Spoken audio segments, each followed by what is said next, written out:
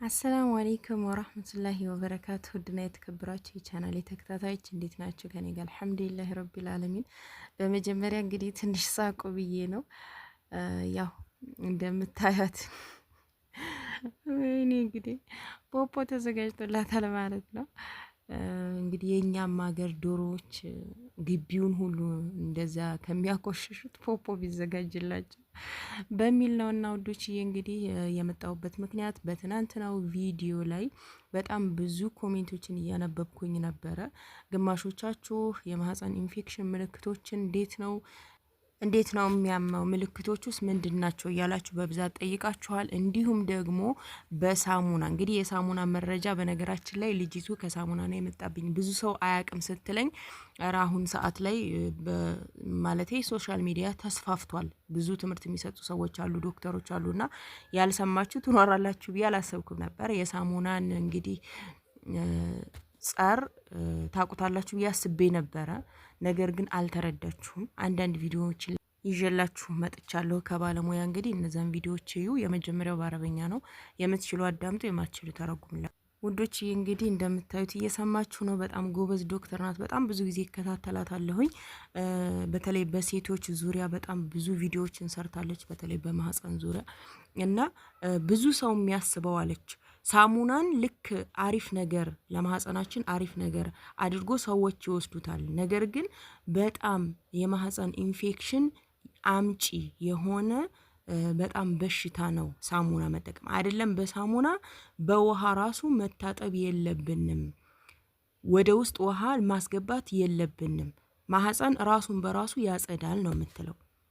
ከውጭ በኩል ንጽህናችንን መጠበቅ እንችላለን። ነገር ግን ወደ ውስጥ ሳሙና በጣም ብዙ እህቶች አለን፣ በጣም ሳሙናን በደንብ የምንጠቀም ማለት ነው። እኔ በህፃናት ልጆቻቸው ላይ ሴት ልጆቻቸው ላይ በጣም እንደዚህ እየፈገፈጉ ሲያጥቡ እኔ አይቻለሁ ባይኔ።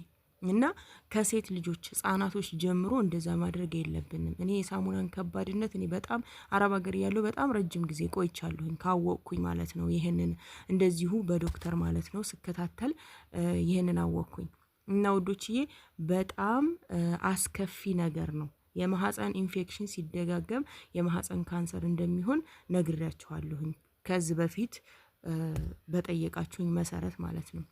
ይሄን 2 ቀን በሰራሁት ቪዲዮ እና ውዶችዬ ይሄን ነገር ጥንቃቄ ማድረግ አለብን። ብዙ እህቶች የማያውቁ ስላሉ ይሄንን ነገር አዳርሱ ለጓደኞቻችሁ፣ ለእህቶቻችሁ፣ ለቤተሰቦቻችሁ። ሳሙና በፍጹም መጠቀም የለብንም። በማህፀናችን ሳሙና በተደጋጋሚ ሸዋረብ ስንወስድ እኔ በጣም ነው የምጠነቀቀው ብያችኋለሁ፣ ነግሬያችኋለሁ፣ ከሰማው ቆይቻለሁኝ። እና የማህፀን ኢንፌክሽን እንዳይፈጥርባችሁ መጠንቀቅ አለባችሁ። አንድ ይሄ ነው። ሁለተኛ ነገር ደግሞ የማህፀን ኢንፌክሽን እንዳለብን ምልክቶቹ ያላችሁኝ፣ በዚህ ደግሞ ይሄ የሀበሻ ዶክተር ነው። ጽሁፉን እንግዲህ ያው ከኔ ጋር እያዳመጣችሁ ጽሁፉን አንብቡት እና ያለውን ነገር ደግሞ ሳሙና እንዴት መጥፎ እንደሆነ እዚህ ጋር ይነግረናል ማለት ነው። ይሄ ደግሞ ከሀበሻው የማህፀን ዶክተር ነው ያመጣሁት ይሄን ቪዲዮ ማለት ነው ውዶችዬ። ያው እናንተንም ሰርች አድርጉ የምላችሁ የነበረው እስከዛሬ ለዚህ ነበረ። ሰርች እያደረጋችሁ ብታዩ መንስኤውን፣ የሚመጣበትን ምክንያት፣ ምልክቶቹን፣ መፍትሄዎቹን ሁሉ ታገኛላችሁ። ነገር ግን እኔ አሁን ከዚህ ቪዲዮ አንድ ነገር ላሳያችሁ። እዚህም ላይ ከሚመጣበት ምክንያት አንዱ ሳሙና መሆኑን ማለት ነው። አሪም ብልት አካባቢን በሳሙና መታጠብ እና የተጓዳኝ በሽታዎች መኖር እንደ አጋላጭ ምክንያቶች ይታያሉ ማለት ነው። ምልክቶቹን በምናይበት ጊዜ የማህፀን ኢንፌክሽን ሲከሰት መለስተኛ የሆኑ ምልክቶች ሊታዩ ወይም ደግሞ ምንም አይነት ምልክት ላይታይ ይችላል። ምልክቶቹም ከታዩ የማህፀንና የወገብ ህመም፣ በወሲብ ጊዜ የሚያጋልጥ ህመም፣ ከብልት ውስጥ የሚወጣ ሽታ ያለው ፈሳሽ መኖር፣ ሽንት በሚሸናበት ጊዜ የሚሰማ ህመም፣ ትኩሳት ወይም ብርድ ማለት፣ የድካም ስሜት መኖር፣ ማቅለሽለሽና ማስመለስ እንዲሁም በወር አበባ ጊዜ የሚመጣ ህመም መጨመር እንደ ምልክት ይታያሉ ማለት ነው። የማህፀን ኢንፌክሽን በጊዜ ካልታከመ አንደኛ ከማህፀን ውጭ እርግዝና ወይም ኤክቶፒክ ፕሬግናንሲ፣ ሁለተኛ መካንነት ወይም ኢንፈርቲሊቲ እና ለተራዘመ የዳሌ ህመም ወይም ክሮኒክ ፔልቪክ ፔን ያጋልጣል ማለት ነው። ህክምናውን በምናይበት ጊዜ አንዲት ሴት የማህፀን ኢንፌክሽን ምልክቶችን ካየች በጊዜ ወደ ጤና ተቋም በመሄድ የሽንት፣ የደም እና የማህፀን ፈሳሽ ወይም የአልትራሳውንድ ምርመራ ማድረግ ያስፈልጋታል። በምርመራው የማህፀን ኢንፌክሽን መሆኑ ከተረጋገጠ በኋላ በሐኪሙ አስፈላጊ የሆኑ የጸረ ባክቴሪያ መድኃኒቶች ይታዘዛሉ። የሚታዘዝሎትን መድኃኒት በትክክልና በሰዓቱ ካልወሰዱ በስተቀር የማህፀን ኢንፌክሽን በቀላሉ አይድንም። በተቻለ መጠን የፍቅር ጓደኛውም አብሮ መታከም ይኖርበታል። እንዲሁም መድኃኒቱን በትክክል ከወሰዱ በኋላ እንደገና ተመርምሮ ነፃ መሆን አለመሆኑ እስኪታወቅ ድረስ የግብረ ስጋ ግንኙነት መፈጸም አይመከርም። እንደሰማችሁት እንዳያችሁት ነው እንግዲህ ውዶችዬ፣ በጥያቄያችሁ መሰረት ምልክቶቹም መፍትሄዎቹም በጤና ባለሙያ ካገኘኋቸው እስከዛሬ ከተማርኩባቸው ዶክተሮችም ይዤላችሁ መጥቻለሁኝ። እንደተማራችሁበት ተስፋ አደርጋለሁኝ። ከዚህ በኋላ ደግሞ ሳሙናን እንደምታቆሙ ለሌሎችም እንደምታስተምሩ ተስፋ አለኝ። እንደነገርኳችሁ ልጅቷ ስትነግረኝ ብዙ ሰው መረጃ የለውም ስለ ሳሙና። በተለይ የማህፀን እጢ የሚያመጣው በብዛት ሳሙና ነው የሚለው መረጃ ያው ብዙ ሰው ጋር እንዳልደረሰ ስትነግረኝ፣ እኔ ግን ያኒ ብዙዎቻችሁ የምታውቁ መስሎኝ ነበር። በትናንትናው ቪዲዮ ኮሜንት ላይ ነው በጣም የተረዳሁት። ብዙዎቻችሁ ሳሙና እንደምትጠቀሙ ነው እንግዲህ እየተናገራችሁ ያላችሁት። ከዚህ በኋላ ማቆም አለባችሁ፣ በጣም መጥፎ ነው። በአረበኛም እንደሰማችሁት ብዙ ሲጀመር ሰርች ካደረጋችሁ በደንብ በብዛት ታገኛላችሁ። እኔ ከምነግራችሁ በላይ ሳሙና በጣም ጸር ነው። እዚህ ጋር አንዳንድ ሳሙናዎችን አሳያችኋለሁኝ። እነዚህ የምታዩት አይነት ሳሙና ማለት ነው። ይሄንን ፋርማሲ ውስጥ ለሽታ እየተባለ ይሸጣል። ብዙ ጊዜ ጥሩ ነው ብለን እንጠቀመዋለን፣ እነዚህ አይነት ሳሙናዎችን፣ ፈሳሽ ሳሙናዎችን ማለት ነው። ነገር ግን ይሄ ነገር በጣም መጥፎና ለኢንፌክሽን የሚያጋልጠን መሆኑን ማወቅ አለባችሁ። እኔ በፊት ሰዓት ላይ እንደዚህ ስጠቀም ነበርና የአዋላጅ ዶክተር ነበረች ምሰራባትና ወደ እሷ ቤት ስገባ ነው ከዛ ይሄን ነገር ስጠቀም ስታይኝ በጣም መከረችኝ ማለት ነው። በጣም ኢንፌክሽን እንደሚያመጣ የበለጠ በጣም ችግር እንደሚያመጣ ለማህፀን እሷ ስትነግረኝ ነው እኔ ከዛ ጊዜ ጀምሮ ያቆምኩት። የዛሬ ስንት አመት 7 አመት ምናምን ከዛ በላይ ይሆናል ማለት ነው። እና በዛ ሰዓት ነው እኔ ያወቅኩት። እና ውዶችዬ ይሄ ነገር በጣም መጥፎ መሆኑን ትረዳላችሁ ብዬ አስባለሁ። ከዚህ በኋላም ታቆማላችሁ። እንግዲህ እየተጠቀማችሁ ያላችሁ ለእስከዛሬው እንግዲህ አላህ ይጠብቀን ሁላችንም። ካላህ በታች እንጠንቀቅ ነው የምለው። በሽታውን የሚያመጣው የሚያነሳውም አላህ ነው። ነገር ግን ካላህ በታች ሰበቡን ማድረስ አለብን በሚለው ነው እንግዲህ ውዶችዬ። ሁላችንም አላህ ይጠብቀን፣ አላህ ይጠብቃችሁ። ሌላው ነገር ደግሞ እንግዲህ እቃ ማዘዝ ለምትፈልጉ እንደምታዩት የተለያዩ እቃዎች አሉ። ወደ ሰሜን ወሎ ማዘዝ የምትፈልጉ ሰሜን ወሎ፣ ደቡብ ወሎ ያው ወደኛ አካባቢ የለም እና እንደዚህ ከሩቅ አገር ነው እንግዲህ ትራንስፖርት ተበልታችሁ በእኛ አካባቢ የምታዙት ማለት ነው።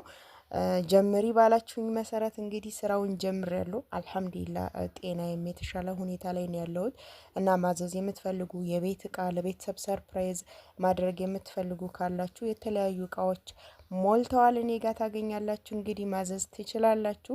እንዲሁም ደግሞ የጣውላ ቤት እቃዎች፣ አልጋ፣ ዱላብ፣ ቁም ሳጥን እንደዚህ ማሰራት የምትፈልጉም ካላችሁ ማዘዝ ትችላላችሁ ማለት ነው ውዶችዬ። እንግዲህ የተለያዩ እቃዎች አሉ ጥራታቸውን የጠበቁ በታማኝነት ኢንሻአላህ የፈለጋችሁበት ቦታ ሰሜን ወሎ፣ ደቡብ ወሎ የማደርስላችሁ ይሆናል ማለት ነው ውዶችዬ። ቁጥሬን እዚህ ጋር ስክሪኑ ላይ እንደምታዩት አስቀምጥላችኋለሁ። ኮሜንት መጀመሪያ ላይም አስቀምጥላችኋለሁ ማለት ነው። ሌላው የፈለጋችሁትን ጥያቄ ኮሜንት ላይ አስቀምጡልኝ፣ ኢንሻአላህ መልሳለሁኝ። በውስጥም ልታናግሩኝ ያሰባችሁ ቁጥሬን አንስታችሁ በዋትሳፕም በኢሞ በቴሌግራም በፈለጋችሁበት ታገኙኛላችሁ ማለት ነው። አናግሩኝ። እንግዲህ በቻልኩት መጠን ያለባችሁን ችግር የምካፈላችሁ የማወያያችሁ እህታችሁ ሆናለሁኝ ኢንሻአላህ። ያለብንን ችግር በጋራ ተወያይተን እንፈታዋለን። ዝም ማለት የሰው ልጅ ይገላል። እንግዲህ ዝም ማለት ዝምታ በጣም ትልቅ በሽታ ነው። አንድ ሰው ያለበትን በሽታ ራሱ ምን እንደሆነ ማወቁ አንድ መድኃኒት ነው ብዬ ነው የማስበው እንደኔ ማለት ነው። እና የሰው ልጅ በሽታውን ከታመመ ሰው ጋር እንዲሁም ያለበትን ችግር ለሰው ሲያወያይ የሆነ መፍትሄ ይገኛል። እና እህቶቼ አብሽሩ፣ አይዟችሁ፣ አትፍሩ። እንዳልኳችሁ ራሳችሁን ጠብቁ ካላህ በታች።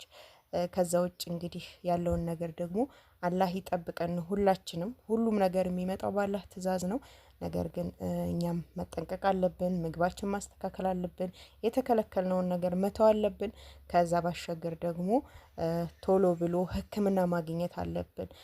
አንዳንድ ዶክተሮች እንደሚናገሩት ከሆነ ሰው ወደኛ ወደ ሐኪም ቤት የሚመጣው በጣም ከተጎዳ በኋላ ህመሙ የመጨረሻ ደረጃ ከደረሰ በኋላ ነው ወደ ሕክምና የሚመጣው ማለት ነው። ሀበሻ እንግዲህ እንደ ልምድ ሆኖብን ስንተኛ ወይም ስንወድቅ ነው ወደ ሐኪም ቤት የምንሄደው። ከዛ ውጭ ያው ልክ እንደ ነውርም ተደርጎ ይታሰባል መሰለኝ ሐኪም ቤት መሄድ። እኔ የሚገርማችሁ አንድ አሳዛኝ ገጠመኝ ልንገራችሁ።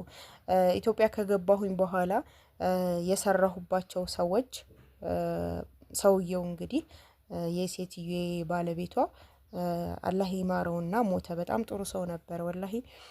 እና እሱ ለምንድን ነው እንደዚህ ባንዴ ይህን ያክል በሽታ እንደዚህ እንዴት ድንገት ሊመጣበት ቻለ ምናምን ስላት እስከ ዛሬ በቃ ሐኪም ቤት ሂድ ስለው ወላሂ ሽንቱ አለች ደም ወደ ደም ተቀይሮ ቀይ ሆኖ እንኳን ከለሩ ተቀይሮ አርኮ ሽንት ለምን ሐኪም ቤት አትሄድም እያልኩ ስጨቀጭቀው ራሱ አልሄድም አላለች። ከዛ ሲወድቅ ራሱን ስቶ ሲወድቅ ወደ ሐኪም ቤት ሄደ። መጨረሻ በቃ በጣም ብዙ በሽታዎች ነው ሲመረመር የተገኘው። ከዛ ወዲያውኑ ፓራላይዝ መሆን ጀመራለች በቃ። እና በጣም ሐኪም ቤት ወደ 2 ወር ያክል ተሰቃይቶ እንግዲህ ወደማይቀርበት ዓለም ተሻገረ ማለት ነው። አላህ ጀነተል ፊርዶስን ይወፍቀው። በጣም ጠንካራ ለዲኑ ጠንካራ ሰው ነበረ። እና እንደዚህ አይነት ነገሮች ያጋጥማል። ብዙ ጊዜ ችላ ብለን ዝም እንላለን። ችላ በቃ በልበለኝ ምናምን እያልን መጨረሻ ላይ ሰው እጅ ላይ መውደቅ በጣም ከባድ ነው።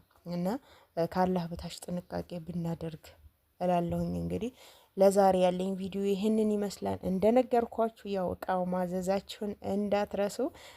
እንግዲህ እኔ እህታችሁ የፈለጋችሁትን ነገር አደርግላችኋለሁኝ ብዬ አስባለሁ በታማኝነት ኢንሻአላህ። ይህንን ይመስላል እንግዲህ እቃዎቹም ቪዲዮ የፈለጋችሁትን አይታችሁ ከዚህ ከቪዲዮ ውስጥ የሌሉትንም እቃዎች ማዘዝ ትችላላችሁ።